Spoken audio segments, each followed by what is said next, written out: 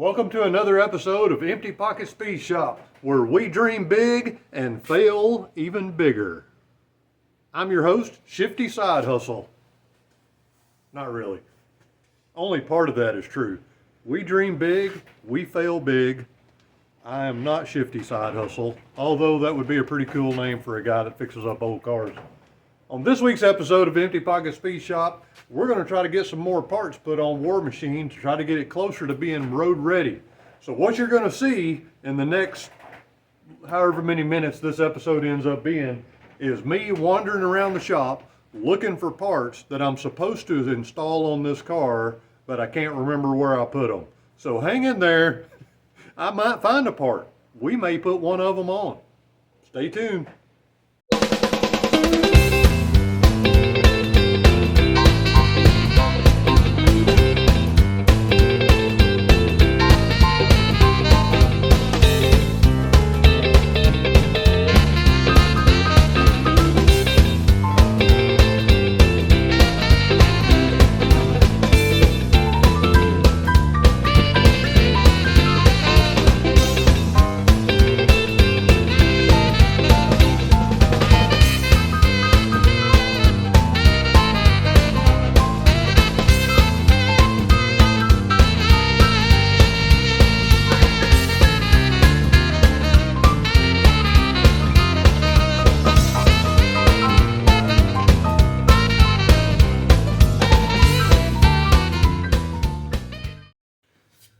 This week on Empty Pocket Speed Shop, we continue our quest to try to get War Machine put back together. But before you guys click the stop button and move on to the next video, I want to ask you for a favor.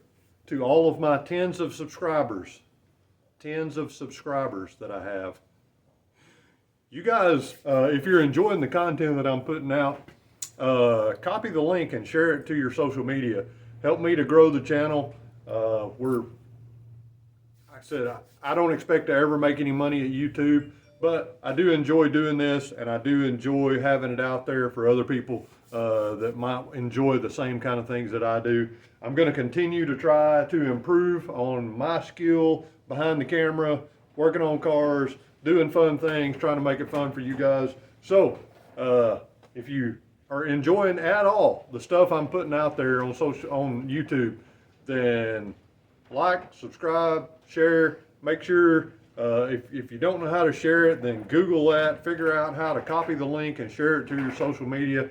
Try to help me grow the page. Try to help me get some more subscribers and some more followers and some more views, because it's crazy. YouTube is crazy. One week I'll have 1,500 views on my video, and the next week it'll be 200. And I don't really do anything different. I don't know. But subscribers are growing. All of you out there that have subscribed to my channel, I really do appreciate it. I'm trying to do my best to put out stuff that will keep you guys entertained, but at the same time, working on some projects. I got a lot of stuff coming up. Went and picked up a bunch of junk trucks that we're going to try to work on. I might put a little bit of that in this video. So stay tuned for just a little while, and I will, in the middle of this video somewhere, I will put a preview of some stuff that's going to be coming up in the future. I've bought a bunch of old junk Chevy trucks that we're going to have to try to get them running and flip them and try to make a little bit of money on them, because that kind of stuff right there is what I use to fund some of my car projects out here. So you guys stay tuned.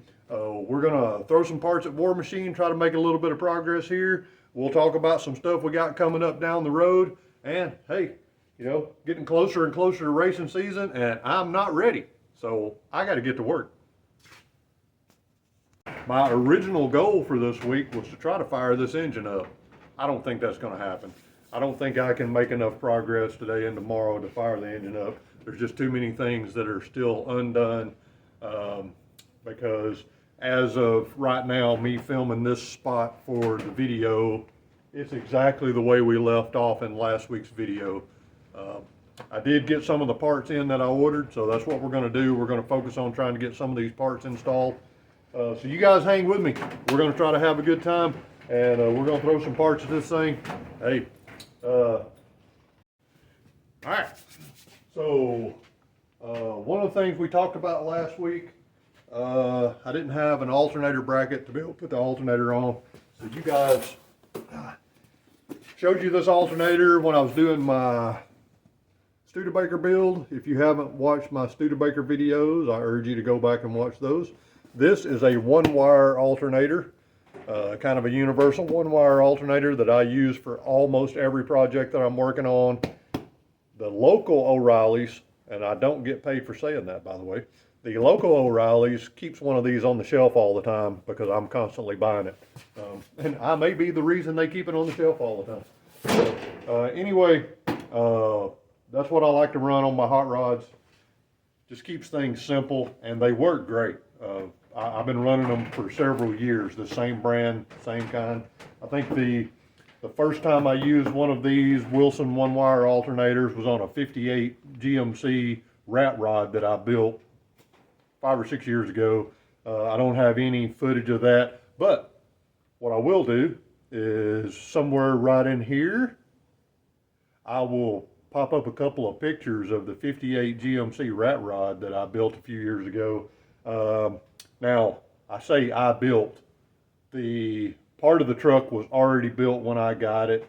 The truck was purchased by my father-in-law.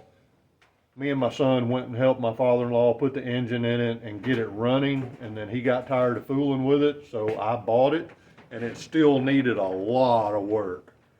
So I continued working on it, finished building the truck. We took it to the rod run one year up in Pigeon Forge and cruised around Pigeon Forge with it.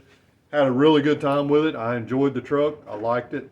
I ended up trading that rat rod GMC for the 55 Chevy 2-ton that's in one of my earlier videos. So that's what happened to that truck. But I think that was the first project that I had used one of these alternators on, and I've used them on every project since. So if you're looking for a simple alternator solution, these are the way to go. We even put one of these on my son's 73 Plymouth Duster that had a 360 Mopar engine in it. Hey, if you can fabricate some brackets, you can make it work. That's all it takes. So I did order a bracket kit. I'll show you guys the bracket kit. This is just a Amazon find. You know, and Amazon don't pay me for that either. I'm not making any money here is what I'm trying to say. So, you know, I'm spending plenty, and my wife reminds me of that often, that I'm spending a lot of money. So you guys help me out. So what I got, this alternator bracket kit came with the top bracket that I'm gonna have to modify because this is not gonna work. Then it comes with this other bracket that bolts onto the water pump. That should be fine. Hardware kit, spacers. So we're going to see if we can get an alternator put on this thing. And then, because I lack foresight, I did not think about getting a belt to put on it. But I may have one. I may have a belt. I think I had a belt the correct size for the alternator hanging on the wall over there, so we'll see. But yep, first things first, we're gonna get this thing on here. But what I got to do, so let me show you guys what I got to do. All right, this is a factory style alternator bracket, and I can show you what it looks like. But you can see it does go right there. There's a spacer that goes right there on the water pump, and this tab right here is supposed to bolt on top of the intake back here. Let me show you guys what I'm talking about. Walk over here to Roscoe. Poor little Roscoe not getting any attention right now. Now, it's a little bit different, a little bit. But you can see this one, that air gap intake had the provision for that alternator mount. So that's the way, kind of, this alternator bracket is supposed to go on, but not 100%. This one is just a little bit different. But we are going to make a few modifications because this intake is different. I also need to put my provisions in for my heater hoses. But for right now, I'm gonna try to modify this bracket, see if I can make it work. So let's get with it.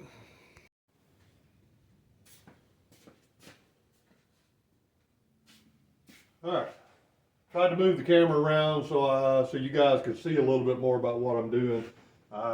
This bracket here, it came with the hardware to bolt it on the front of the water pump. Like I said, this bracket kit is set up for a factory style deal on a long water pump small block Chevy like I'm running.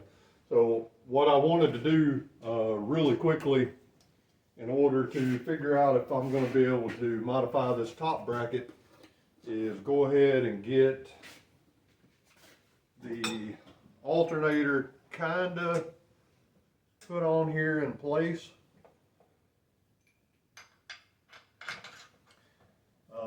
Just mocked up really. I'm not overly concerned with having everything tight and all that right this second, but I did want to get it on here, get it mocked up, make sure it's kind of halfway right, and you know what? How could that be? How can that be?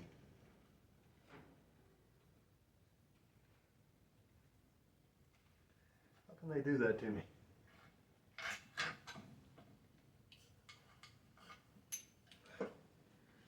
Okay.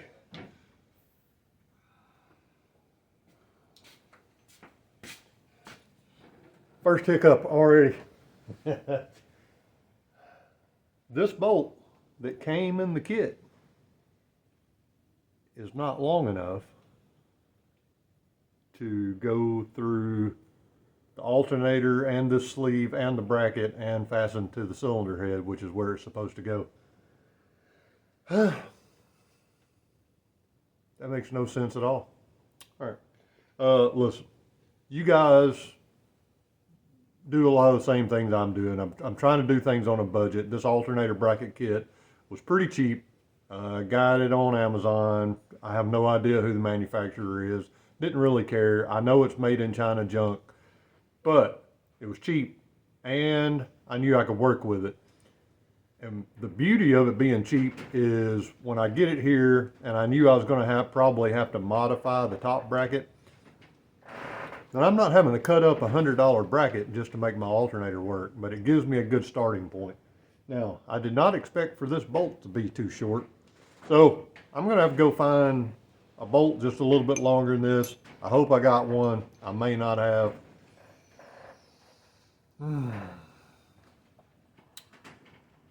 So, what I have done in the past, and this is not the greatest way to do it because it's not quite as stable, is that bracket that I put on the water pump there, just bolt the alternator to it by itself and not have the bolt going all the way through to the head. For now, that's probably what I'm going to do because this one needs to be about a ½ inch longer and I probably don't have that in my bolt bin over there. So, but I can stick a bolt in it that'll hold this thing in place. So let me go grab some hardware and I'll finish doing what I'm trying to do here. All right, I think I got what I need just to mock this thing up so that I can modify this top bracket. So let me see.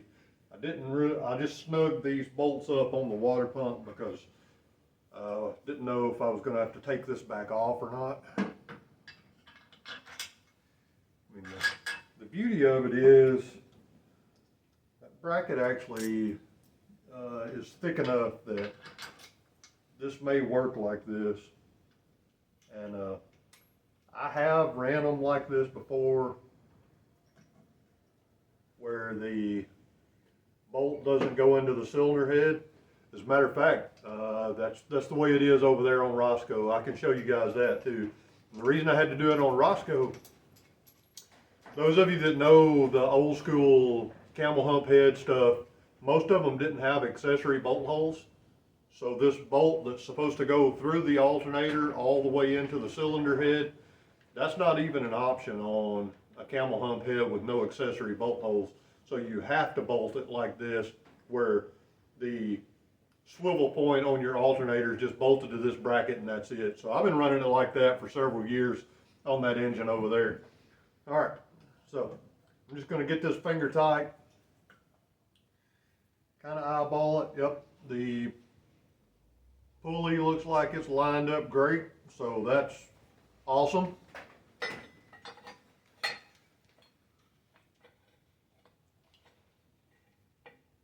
And that, oh man, you know what? No.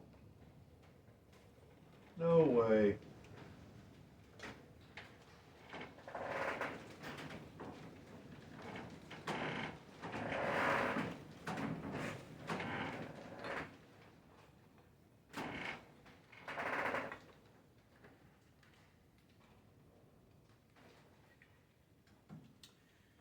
You know what, guys? Let me swing this over here out of the way for a second.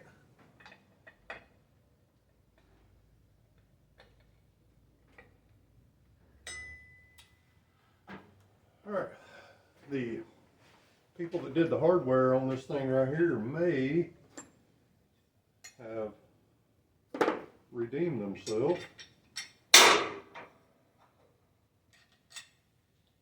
I doubt it.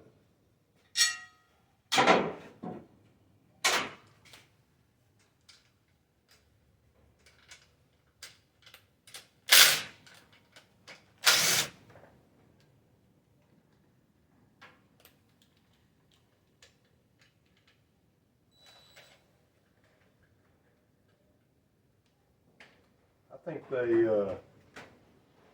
may have designed this bracket to go into the intake, the corner intake bolt hole there, which I really hate to take that bolt out, but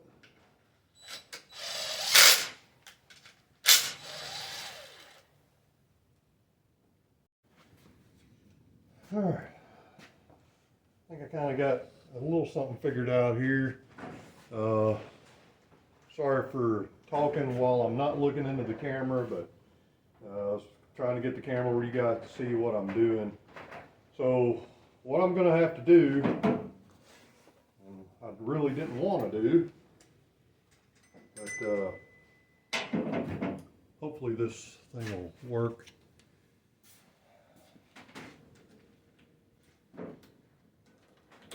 So the bolt and the spacer that holds this top bracket on that goes into this hole right here on top of the water pump, you can't get all that in there with the pulley on.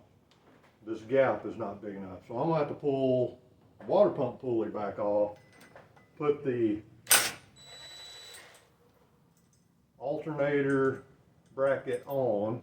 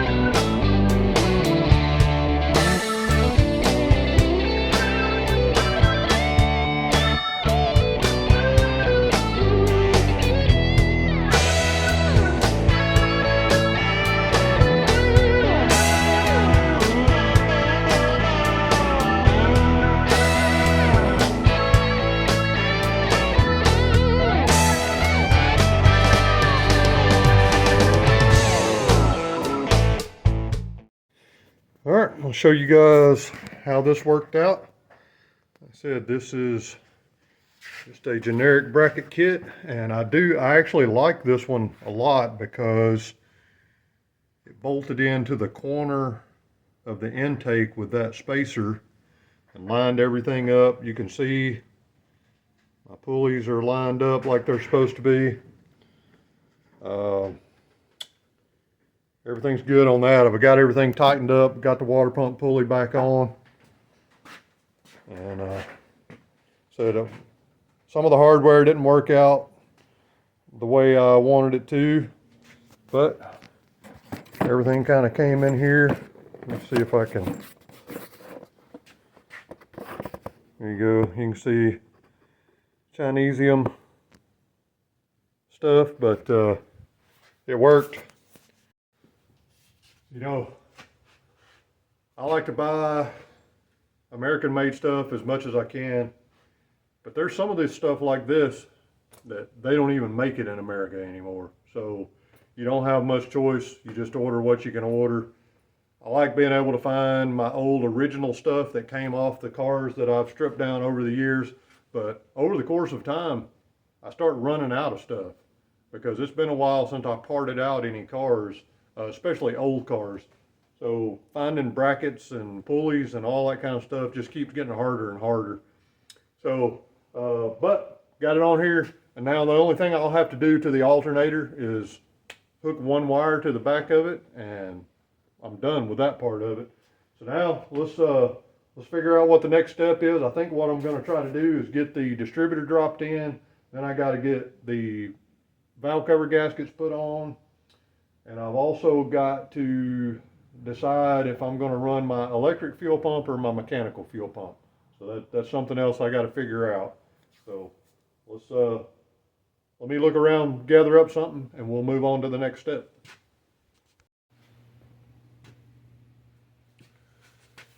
Hey y'all. All right. Out of the shop for another day or two again. I've had a lot of stuff going on this week, so I'm going to do my best to get a bunch of stuff done today. It's actually Friday. It's the day that I have been releasing my YouTube videos. Sometimes it's pretty late at night when I do it anyway. It may end up being really late, or it may be Saturday sometime. I don't know. I'll try to get it out there. But hey, all of my tens of subscribers, you guys hang in there. I'll get the video out as soon as I can. Trying to get it. I've got some other stuff going on that I'm having to focus my attention on, but I am trying to get War Machine put together. I did look around where I stopped in the last segment. I got the alternator on. Looked around. I think I found a belt that's going to be close enough that I can make it work. It's not a good belt, but it's one it'll help us get it running. I've got a few more parts I'm going to try to throw at it today. We're going to get as much progress done as we can, and then that'll be it for this week. The goal for next week is to make this thing run. I know I can't get it done this week, so some of it's going to depend on my other stuff that I've got going on and how much time it takes away from the shop. But anyway, here we are. Fixing to throw this belt on first, and then I'm going to start putting some other parts on, so we'll see. In case you guys have been wondering what my hat says, there. Risk it for the brisket, man. You got it.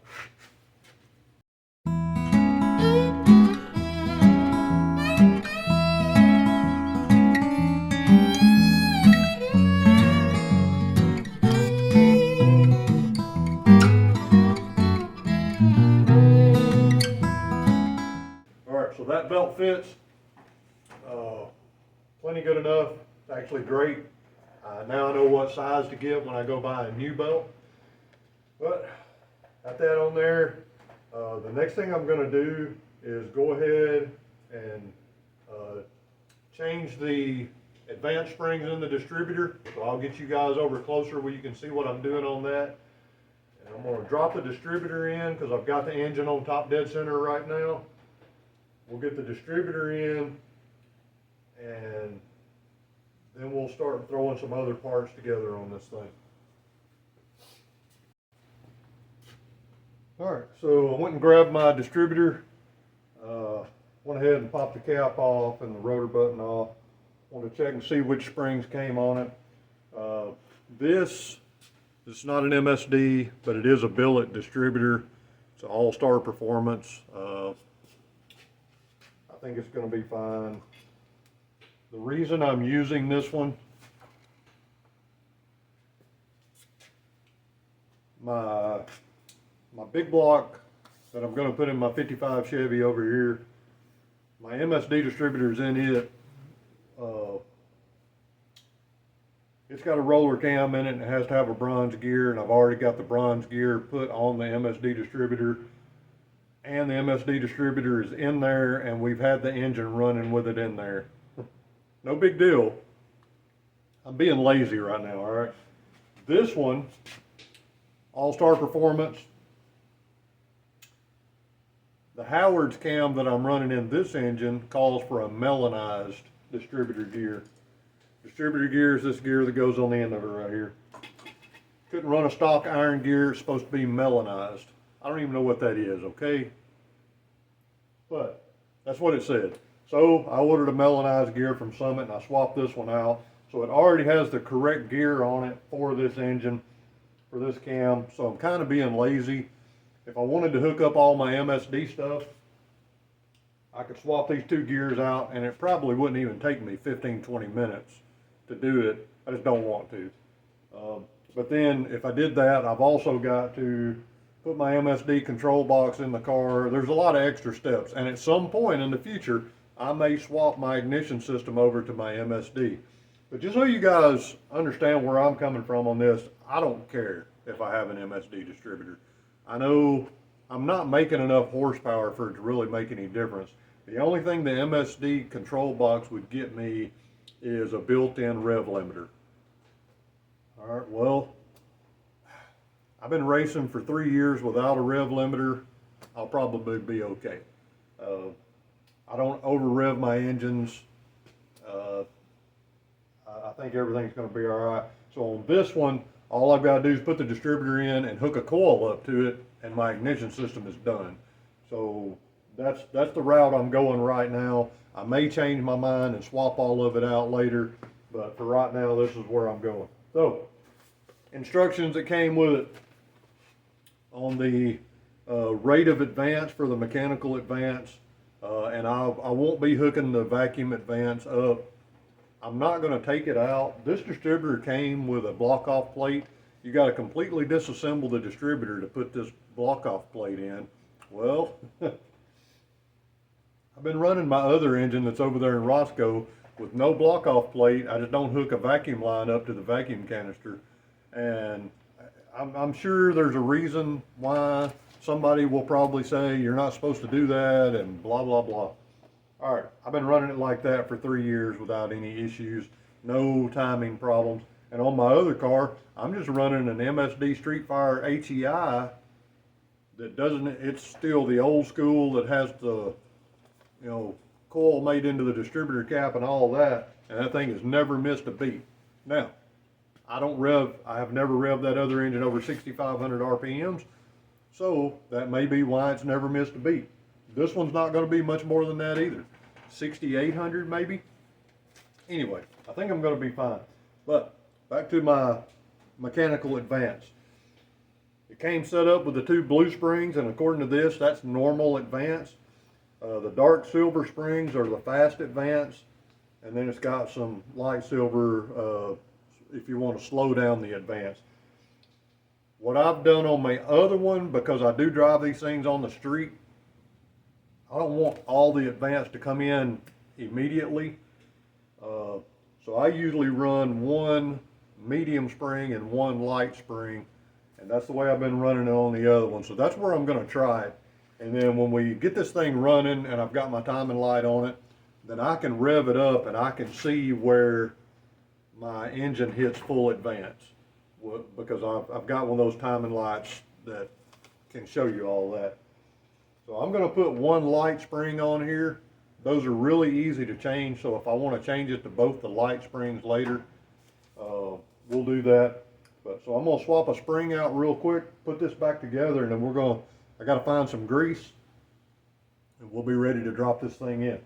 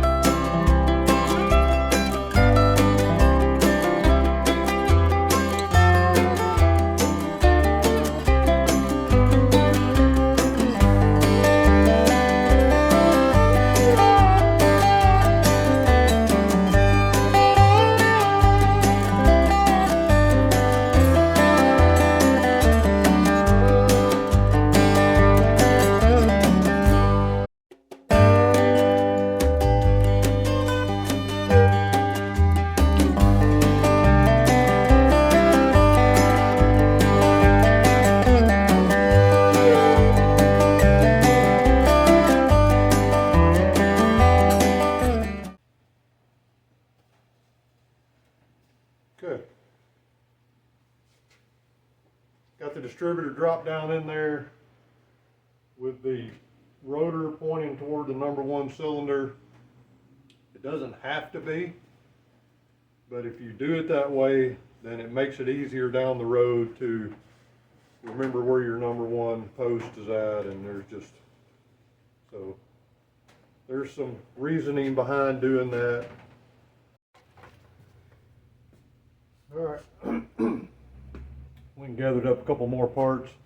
The next thing I'm going to do is push my oil pressure gauge line through from the inside, and then I'm going to crawl back over in here and put the fittings in and attach this end that goes to the engine, and hopefully I won't forget that I need to get inside the car and attach it from the inside.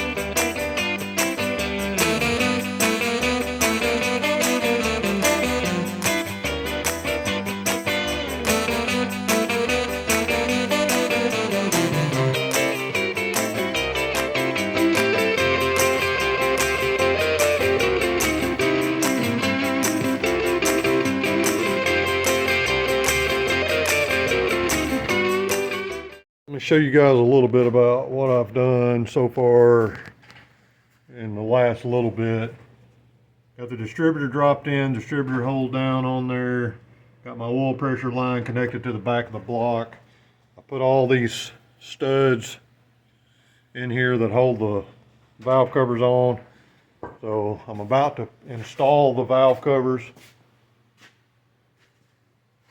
Got that belt on, got the alternator on, so I know this is not exciting stuff, but I'm making progress on getting this engine buttoned up.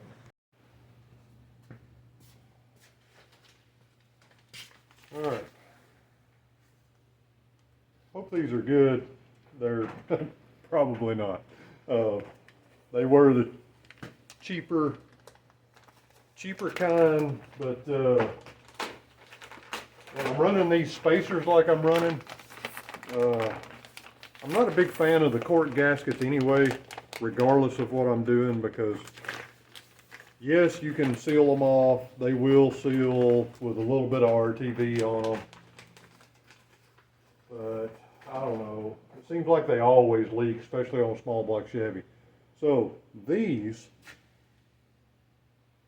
are a rubber gasket, but they have a metal layer in them to help them hold their shape. And I've had really good luck out of these, and hopefully these will work out pretty good. So what I've got to do, because I'm running these spacers, we got to put a gasket and then a spacer and then another gasket and then the valve cover. So I'm hoping that the studs that came with my spacers are long enough to do all that, because these gaskets are a little bit thicker than the cork gaskets and they don't compress quite as much. So we're going to see if all this is going to fit together.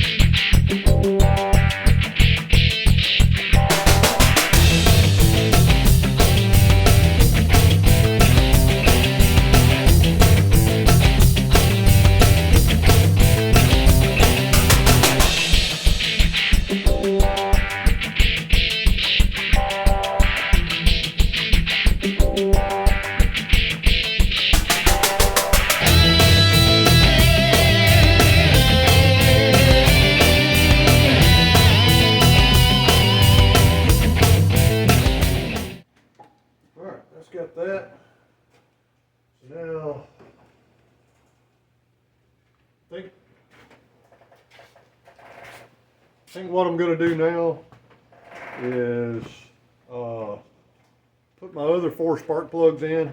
You get those put in there, and then I'll be ready. I can put the header on the passenger side because it's not in the way of anything. But before I put the header on the driver's side, when I was looking at this the other day, I need to get my shifter linkage hooked up and all that so that I'm not having to fight the header to get my hands up in there and work on all that stuff. So, all right, let me gather up some spark plugs. We're going to wrap up the passenger side of the engine, get the spark plugs in, get the header on.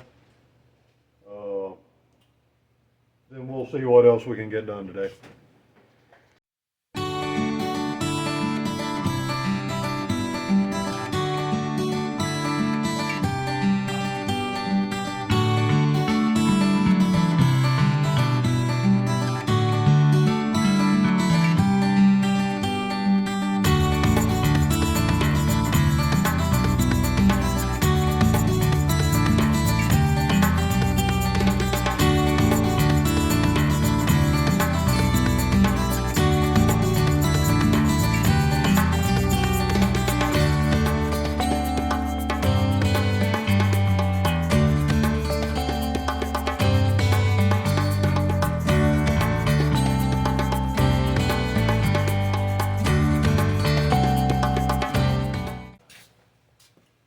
All right, I got those spark plugs in. Now I'm going to put a couple of header bolts, one in each end, just to kind of hold it in place. The gaskets I use have the 2 end bolts slotted, so you can start the header bolts, get the header kind of in place, and then drop the gasket down in there. So that's what I'm going to do. I'm going to put these 2 in, just get them barely started, hang the header, then I can hang the gasket, and we'll be moving on.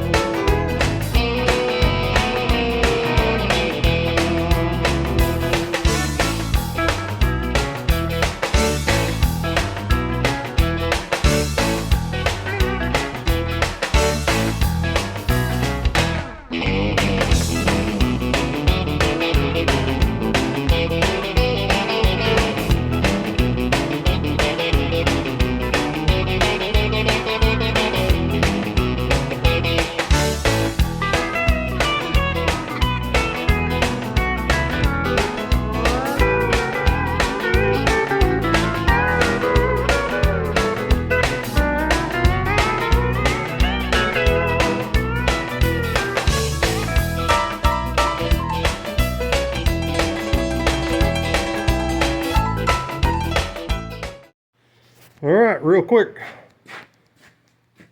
show you guys all the new spark plugs are in on this side.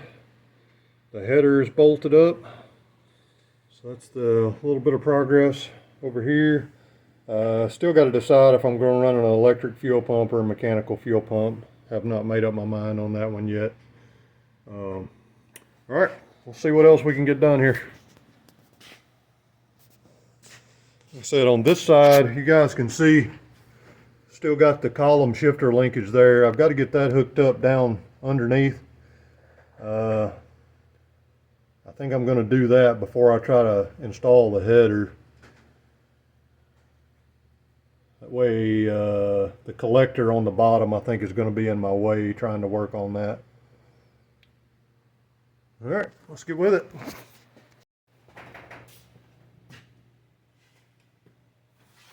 All right, so I got that other side got the passenger side kind of buttoned up on the engine. Everything except for whatever I figure out on my fuel pump. So what I'm going to do right now is try to get my shifter hooked up. I'm not going to try to move everything around so I can show you guys me hooking up the shifter. Once I get it done, I'll take the camera and show you guys, because two things. If anybody ever questions whether or not I'm the only idiot that is driving a reverse pattern manual valve body transmission to drag race using the factory column shifter in a 72 Monte Carlo, I'm going to say, go watch that episode on YouTube and you can see where I hook everything up. And also this year, I'm going to be able to do some in-car videos, and I'll have it on there. So the reason why I do that is because I just think it's fun. Even if I never won a race, and I have won a few, but even if I never won any, as long as I'm having a good time when I go down there, that's the most important thing.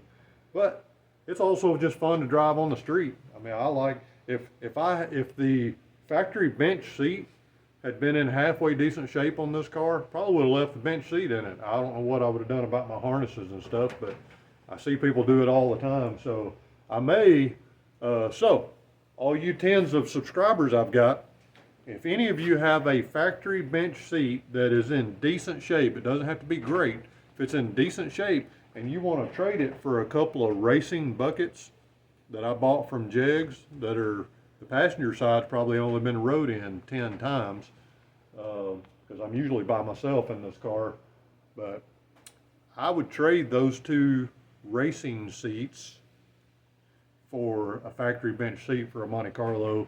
Monte Carlo Chevelle, El Camino, 68 to 72. Got to be those years. But yeah, if you got one, hit me up. I might do some trading on that.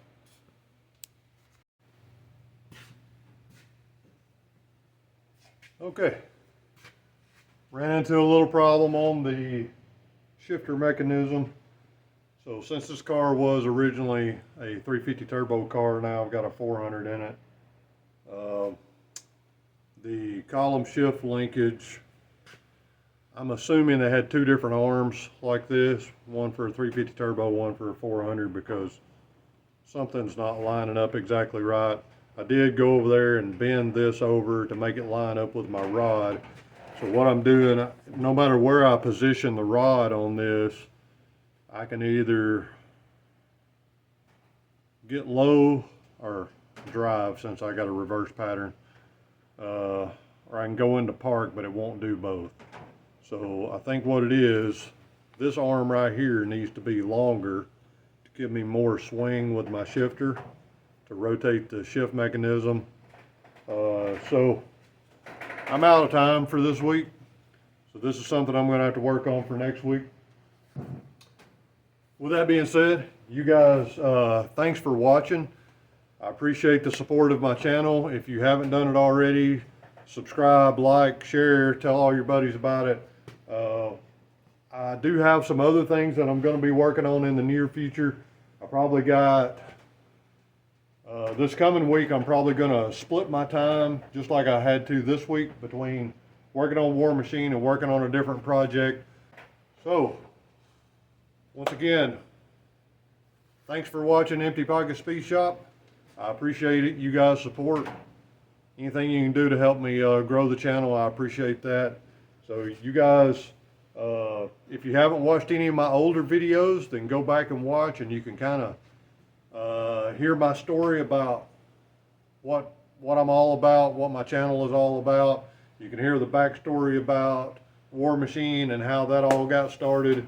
And then last week's video, for whatever reason, hasn't had a lot of traffic on it. Go back and watch it. You can see some stuff about my time in Afghanistan, some stuff about my dogs, just a little bit of personal stuff in there on that one. It was pretty fun to do that video. So you guys go back and watch my older videos if you haven't already.